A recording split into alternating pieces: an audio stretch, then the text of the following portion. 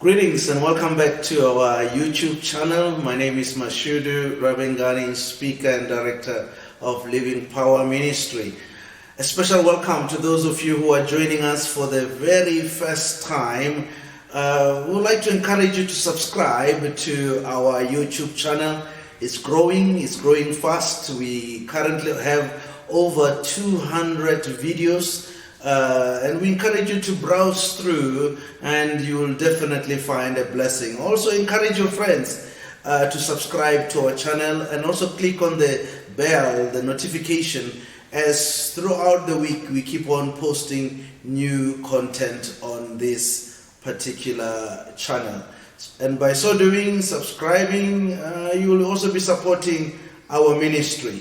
So a special welcome to you. And today, we're addressing a special topic, one of those that have been requested by some who says, try to be more relevant, talk to issues that are dealing with us, those of us who are young, those of us who are meeting challenges in dating and courtship, and it is one of those topics. And the topic of today has got a theme that says 7 signs that he isn't a husband material. 7 signs that he isn't a husband material. And in doing this, I realized that we will probably have to have part 2 of this. So you look into the 7 signs as an intro. We will come back and do another part 2 on this. Of course, there's a request that we need to do the same for a wife material, which we will definitely do so. Now, as we start, I'm reminded of a story. It's one of those allegory stories, not really that happened, but it makes a point. It's about a man, and this man was given a choice at the end of his life to choose whether to go to heaven or to go to hell. And the man was a bit undecided. And there was a special dispensation that was given to him, an opportunity for him to go to hell for 24 hours and then to go to heaven for 24 hours, and having experienced both hell and heaven, then he was going to make a choice. And he started off in hell. And when he landed in hell, hell was one hell of a place. It was a wonderful place. They were having a great time. There were partings that never ended in hell, and good time. Top artists were there in some of these parties, and the devil himself was there making jokes. It was fun, and he was staying in this 10-star hotel, and when he finally sleeps, the bed itself massages him and tickles him while he's sleeping. Hell was a wonderful place. And after the 24 hours, it was time to go to heaven. And when you get to heaven, heaven was also amazing. Here they were, little children playing with the lions and the cheetahs, and there was little children and with 2 wings, flying, and he was given wings to fly from one cloud to another, and the others were enjoying roller skating on the streets of gold and eating from the tree of life. And heaven was wonderful. Heaven was wonderful. And soon the 24 hours were over. And then he was asked to make a decision to choose between heaven and hell.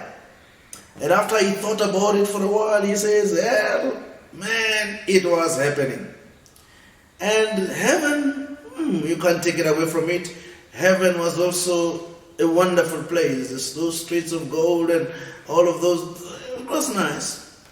And after thinking about it for a while, they said, make up your mind. And then he decided he wants to go to hell.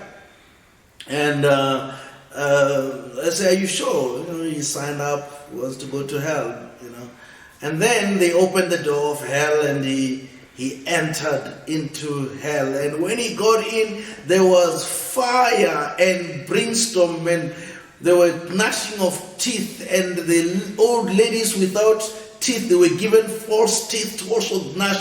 Hell was burning, and in the midst of that burning sulfur, he saw the devil in the middle, and he says, "Oh, but Satan, I was here 24 hours ago, and it was a different place." And then Satan responded, he says, "I'm sorry, my friend, that was the marketing department, and this is the real deal."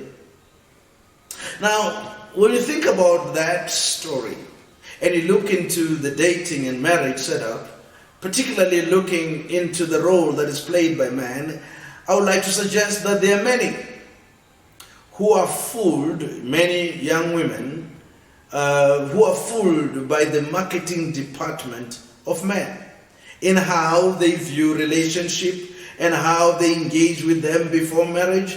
And unfortunately, if it ever ends in marriage, that marriage becomes a hell, where the marketing department no longer there, or it never gets there.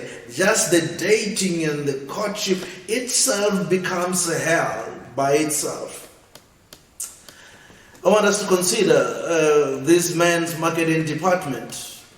For some strange reason, these men who are not real, these men who are relationship con artists, these men who sometimes are called players and all kinds of things, they seems to be the most attractive. Usually they are well dressed, smooth talking, confident in how they express themselves and articulate themselves. And they present themselves in a variety of ways, just like actors. They will do well at church.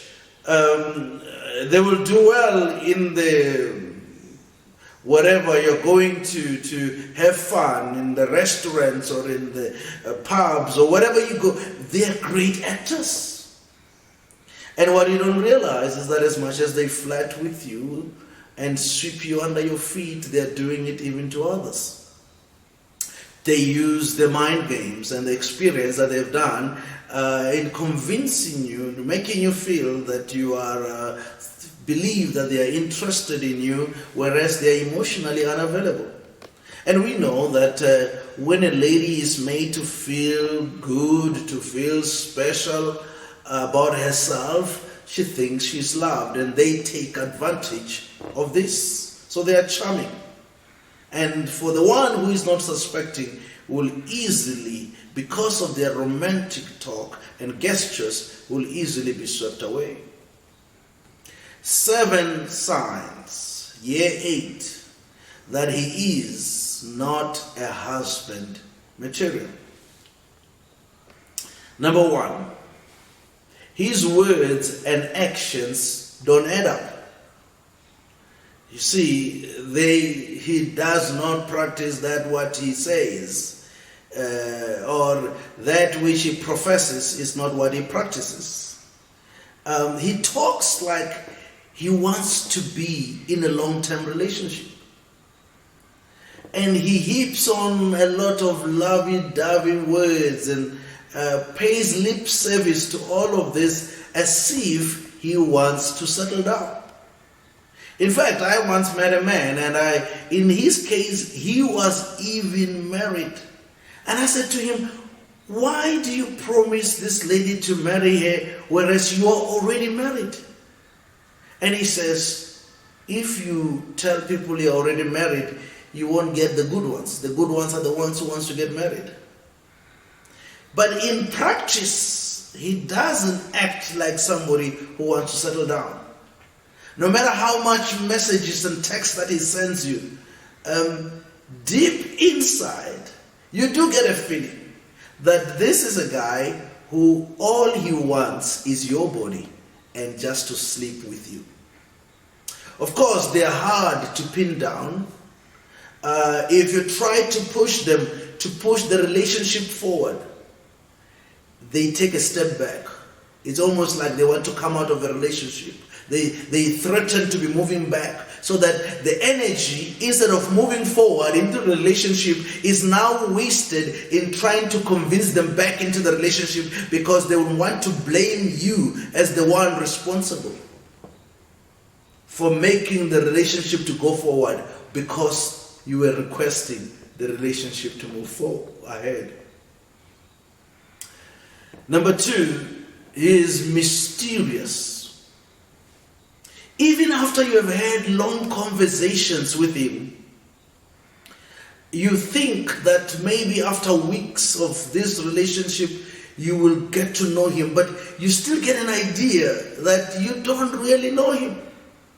There's still big question marks because he hardly talks about himself. Oh, he does talk a lot, but it's all about vague things. You realize after a while that you'd never get to know his details about his upbringing, his way of life, what he's doing and what is happening in his life. And the more you think about it, you realize that you just have a hollow of emptiness that you're holding on to. He likes to talk about things that sounds deep, but in reality there is not much into it. The rest of the stuff is usually superficial things to dazzle you and excite you and to lift you up to the clouds without getting to know who the person is. Number 3, his moves are generic and well performed. His moves are generic and well performed. Since he doesn't do a lot of practice, he specializes in doing a lot of talking. Because his moves do not really come from the heart. They are probably things that he has seen in the movies, things that he has picked up online in terms of the conduct and behavior. So there is something about what he says that sounds too good to be true. And it is probably the same moves that he has used on other women and succeeded. So he has got experience in using these lines to win over and to get them to roll over to him. And because he's a performer, his conduct is always over the top. He takes you way above where your previous boyfriend or somebody else who have been reaching out to you ever been. They lift you up a little bit higher. And it is how the drop will be hard. Because the higher you have been lifted, and when they drop you from that high position, it is harder when you hit. And because it's performative, you always hear him say lines like, "No one has ever made me to feel like this before." And that's long before you ever get to know the person. You will hear lines like, "You really get me. We are really connected. We are really what?" And at that time, you barely have an idea who this fellow is. And somehow these words, they somehow create a feeling within you, like a bubble that lifts you up, a balloon that takes you higher to a place that you have not been before. Number 4, he doesn't do labels. He doesn't do labels. He often tells you that let's just enjoy each other. I don't see a need to label our relationship. He doesn't like labels like my love, my fiance, my boyfriend, my darling. He avoids getting close to labels. And he makes it sound like it's a matter of principle. Whereas in reality, he's just been opportunistic. Because with a label comes accountability. If there is a label to this relationship of what we're doing, you need to be accountable to what the general definition of that relationship is. If he's a boyfriend or you're in a committed relationship, then you can voice concern if the standard of conduct falls below that of a boyfriend or a committed relationship. And you can also call out his behavior. If his behavior is bad, in relation to the standards of whatever you have called that relationship to be. But if you're really not official, you are just whatever, then you can't hold him accountable because you never agreed on anything. People fail to realize that titles entitles you to a certain level of accountability or responsibility. So as long as he acts in a relationship mood, whatever it is, most ladies, unfortunately, will give him the perks that comes with a committed relationship. Not just the perks of a committed relationship, but even the perks of that which is found in marriage. So the lady, as many of you ladies, the lady will play house while the guy is playing the field. And because sometimes as ladies, we are so desperate for a relationship that sometimes anything that looks like a relationship, we will hold on to it, even if there is emptiness into it. Number 5, he rubs it on your face. He rubs it on your face. This kind of a guy would like to brag about the other women that he has been with or that he could be with, the ones that he's connected with. In a weird way, he likes to use this to show that how irresistible he is, how sexy he thinks he is, and to prove it by these women that he has been with, especially the pretty one. And I'll never forget, one woman was telling me how the man, she was a bit a senior in age, and so she got a man and she was desperately holding on to him, and she says how this man always reminds, she had a little bit of nature around her, you know, after you've got 2-3 children, you've got a bit of nature around her, and she says the man will always remind her how he used to go out with these slender Coca-Cola shaped women and with the figures at the right places and wearing those high heels and whatever. He kept on rubbing it on her so that she can feel small. And if she feels small and she feels that he is doing her some kind of a favor, then she must tolerate the nonsense that he does, because somehow he belongs to another league and somehow she has been done a favor. And in this case, she was well educated, she was any more than him, but he played this game to keep her down and to make her feel small. Number 6, he really wants you and everyone to know that he is a great guy. Now, because his actions are always disappointment, he relies on creating an image for himself. So he has got this flattering image of himself, of either being a kind guy, someone who is known to be caring, to be supportive, someone who is known to be such a wonderful person, so that it creates a conflict in your head, get confused between his actions and what he's known to be. So that in your mind, you end up believing that maybe there's something wrong with me. Why am I having a problem with a guy who is so good?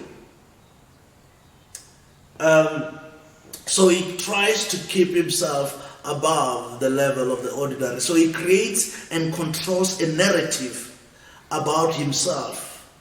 And He will always tell stories of how people said this about him and how he had this one and they said this about himself, so that in your mind you disregard the current actions in the relationship and view this guy who is really loving, who is really caring, who is really a nice guy, who maybe you are failing to appreciate a nice guy. So he paints that picture to confuse you.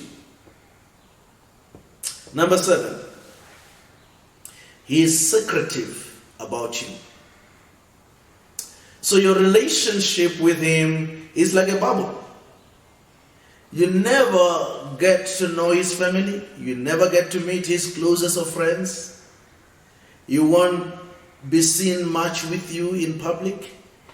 He keeps you as a secret. And it makes me remember of a little thing I saw in a social media about a guy who went to this with a lady, and they were saying to the boyfriend, he says, "Why are you keeping your girlfriend as a secret socks?" And he says, "Even the secret socks, we see them at the end, a little bit, we see them, but she can't be seen anywhere. She's not seen in your profile picture, she's not seen on your images in the social media. Why is she like that? Why is she worse than a secret socks?" So, why is he doing that? He knows, because he's not serious about you. If he brings you out into the public, it might create other conflicts with the other convenient others. So yours, it's fancy little restaurants far away, places where others cannot be seen and get to be known, so that he can keep yours. You think it's because it's exotic restaurant, it's a special place that I'm being taken, but you are being put undercover. Plus, if he mixed you up with these buddies, one might accidentally make him tell a story of the other girls that he's dating, and that might create problems. And lastly, for a bonus, number 8, he is evasive. It's hard to get an answer, a direct answer from him. The straightforward answer does not work when one is not honest. So he's always rolls up his answers. Vague answers is what you get. If you ask him if he's seeing other women, there's always like a cryptic answer. Like, "I'm here with you now, and you are the most important, you are the most special person in my life." Not a simple yes or no. If you ask him, where has he been lately, because you have not seen him, because this kind of guy, sometimes they will be with you or text you the whole day, bombard you with text messages, you are so special, and the next 3 days he disappears. You never get to see him or to hear from him. And you can understand what is probably happening. That maybe when he's the others, he has to shut you down and keep the other ones alive. So if you've been asking him, "Where have you been lately? Because I haven't heard from you." He says, "Too much work. I've been busy, working hard." And if you ask for details, he will change the subject into something else, or he will tell you about this new place, this new restaurant he has found that he wants to take you to. Obviously, he will let you know that he was there alone, and so on and so forth. All I'm saying, you deserve better. In the end, his behavior comes to the conclusion that he's not there for a long run. Unless you two are not there for a long run, such a person is a waste of your time and effort. If you are looking for a real serious relationship, a relationship into marriage, then you need to be serious with yourself and realize that deal with him, ask him direct questions so that he shape up or shape out, because otherwise he's going to waste your time. If you realize that he's not serious, do yourself a favor, cut your losses and move on.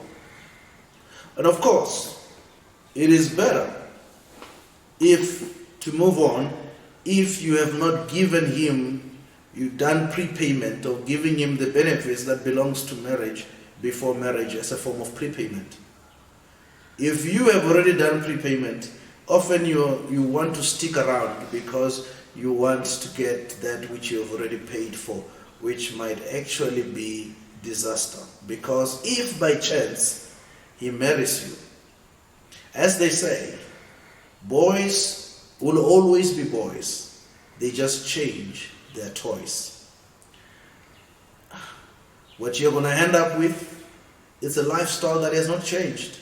And in the long run, even though you might be excited to marry him, you will not be able to tolerate it.